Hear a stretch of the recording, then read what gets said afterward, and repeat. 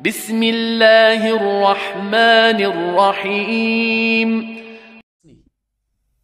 Ada yang tanyakan? Kalau tidak ada kita lanjutkan ke bagian mad berikutnya. Mestinya kita lanjutkan itu kan biar nyambung mad yang sebabnya sukun lagi ya. Cuma karena mad lazim itu pembahasannya panjang, kita tunda mad lazim, kita masuk dulu ke pembahasan mad far'i yang sebabnya ma'nawi. Karena ini sedikit sebelum istirahat. Sebab mad far'i yang ketiga selain hamzah dan juga sukun ya, sebab kedua kalau pembagiannya mati lampu. Kita masuk ke bagian yang maknawi. Kenapa kok maknawi dulu? Karena mad lazim agak panjang. Jadi mad far'i sebabnya ada dua kalau dilihat dari lafzi dan maknawi. Ada sebab lafzi, ada sebab maknawi. Tapi kalau kata Syekh Kahilah, beliau mengatakan bahwa seluruh mad itu hakikatnya sebabnya maknawi kecuali mad muttasil.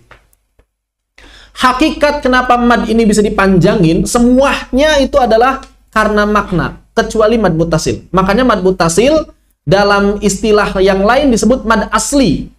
Loh, mad asli ya. Kenapa? Karena benar-benar asli bisa memanjang karena nggak ada hubungan dengan makna. Jadi kenapa mad muttasil juga kadang disebut mad asli? Karena dia benar-benar bisa memanjang tanpa ada kaitan dengan makna. Sedangkan yang lain, mad selain mad muttasil, itu memanjang hakikatnya gara-gara makna. Ini menurut pendapat beliau. Adapun di dalam Al-Quran, maka dibedakan antara lafzi dengan maknawi karena memang punya aturan tersendiri. Kalau di luar Al-Quran, semuanya jelas maknawi. Antum nggak mungkin memanjangkan sebuah kata kalau nggak ada sebabnya. Misalnya, sebabnya marah. Maknawi kan? Antum misalnya manggil siapa? Ziyad, manggil Qoti. Atau Qoti manggil Ziyad. Nama antum Ziyad, iya-nya panjang kan? Tapi kalau orang Indonesia, kalau Indonesia memang biasanya panjang. Ziyad. Mad adil disukun ya. 6 harokat. Tapi bisa jadi gara-gara marah. Ziyad. Begitu. Ya. Fariqoti. Qoti atau Qoti? Qoti ya. Atau enggak? Fariqoti. Nggak ada yang panjang kan? Nggak ada mad kan? Fariqoti. Ya fariqoti. Nggak enak kan kalau Indonesia gitu? Qoti. Qoti. Ada sebab. Apa sebabnya? Tanbih. Ingin menegaskan panggilan. Qoti. Padahal aslinya fariqati. Fariqati. Nggak enak kan? Qoti. Ada sebab. Jadi di luar Al-Quran, sebab itu makna semuanya. Hadi. Hadi. Hadi. Orang Indonesia nggak ada yang manggil begitu. Hadi. Nggak ada yang hadi. Hadi. Nggak ada. Ya kan? Ya Budi. Orang Indonesia mau manggil Budi, mau manggil Budi, sama maknanya. Yang penting di sana ada sebab. Atau misalnya mad-mad lain, seperti misalnya kita sedang ceramah.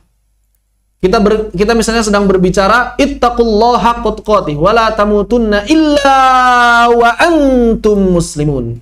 Kok dipanjangin ilahnya? Ya emang kenapa? Bukan Al-Quran.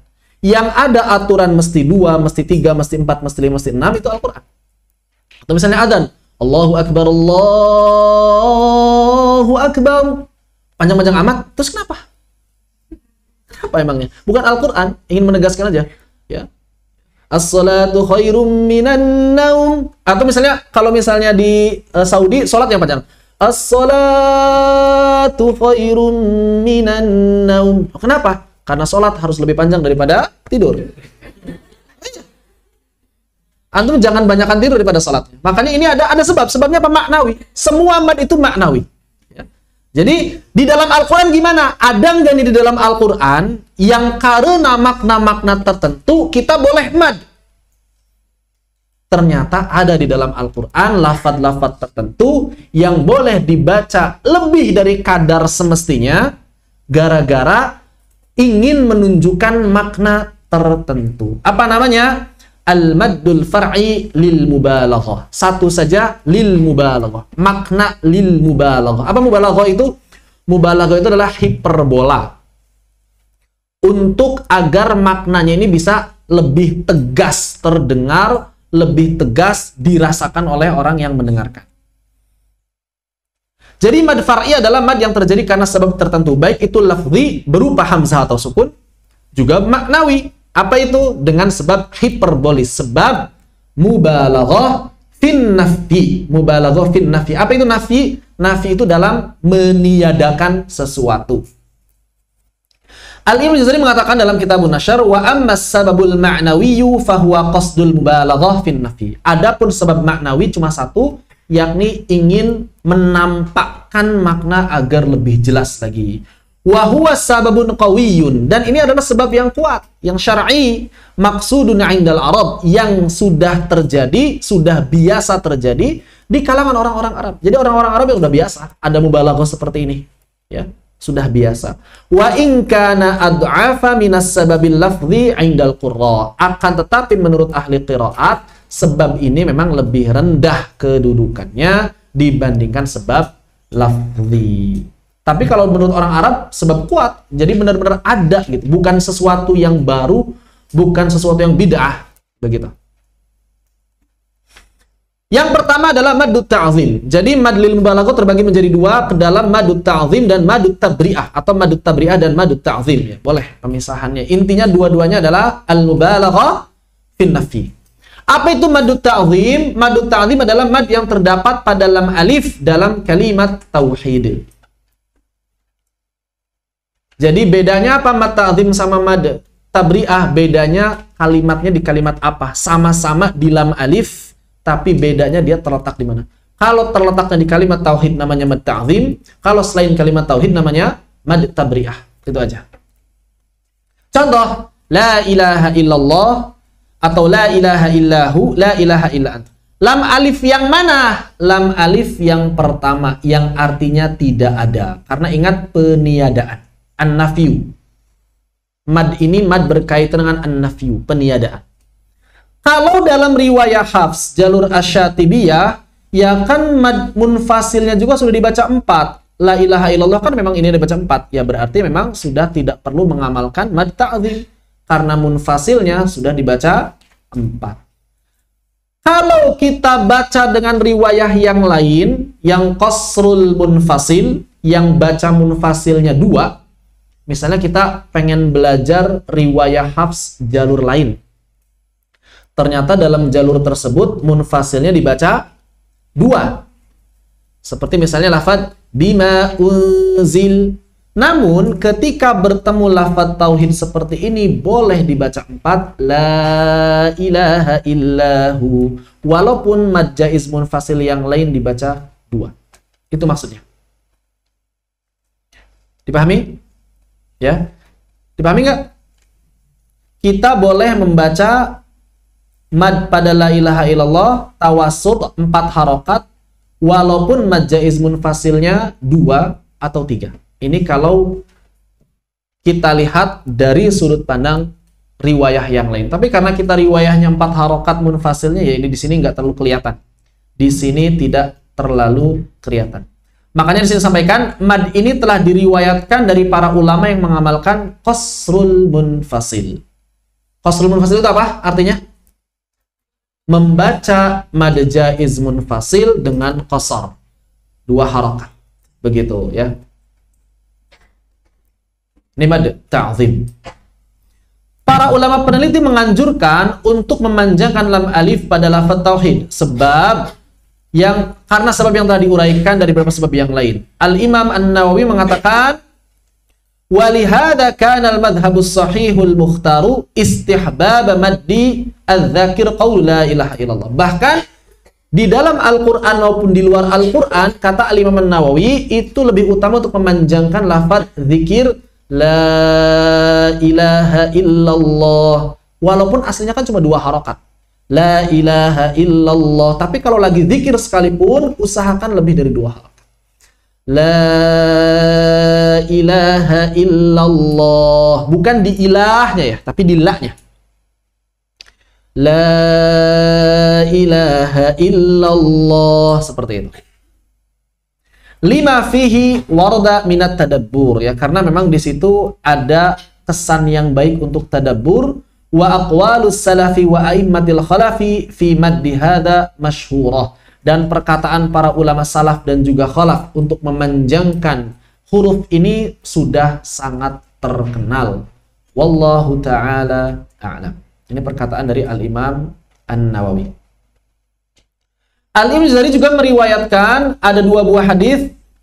Yang pertama adalah dari Ibnu Umar, man qala la ilaha illallah wa madda biha sautahu askanahullahu daral jalal.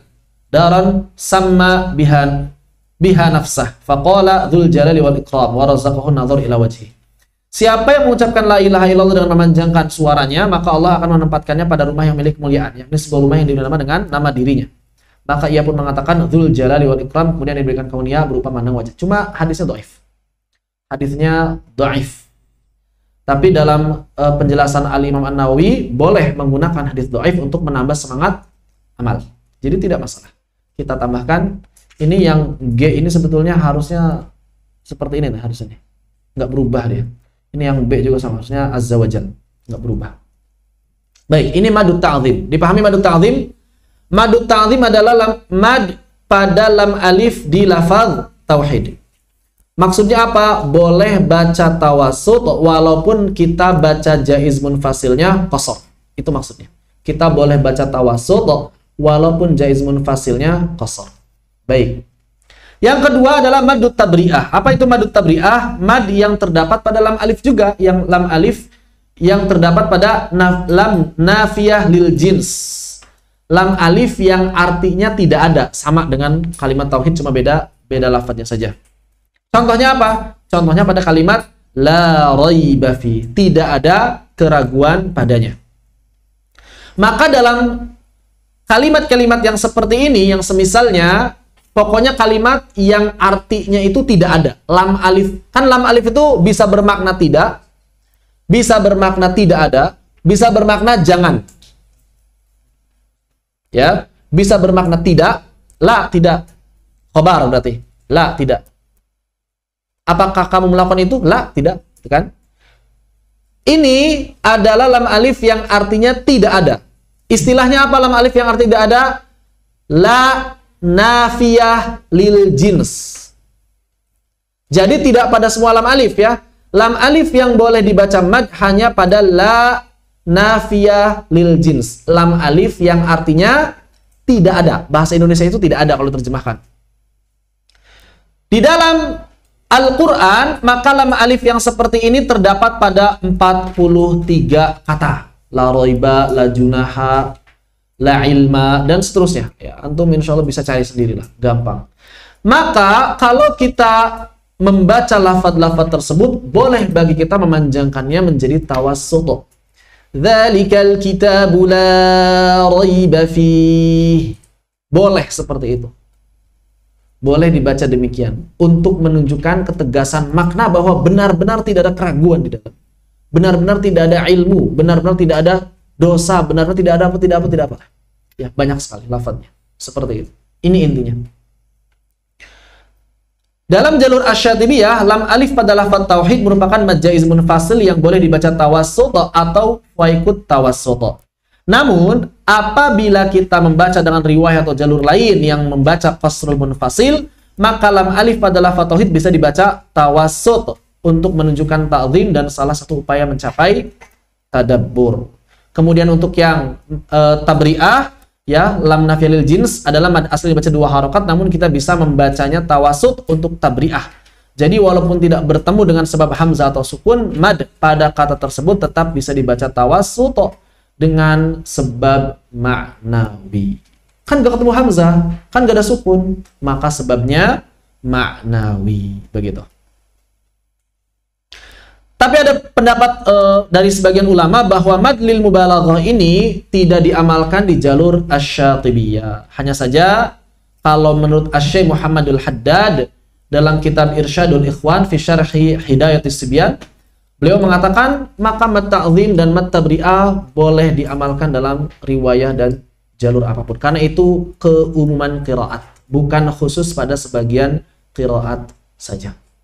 Wallahu ta'ala alam, maka dengan ini berarti selesai pembagian mad yang sebabnya maknawi. Insyaallah ba'da rahah kita akan masuk ke mad lazim dan huruf muqatta'.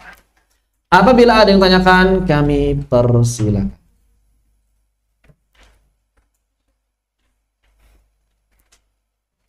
Dipersilakan apabila tanyakan.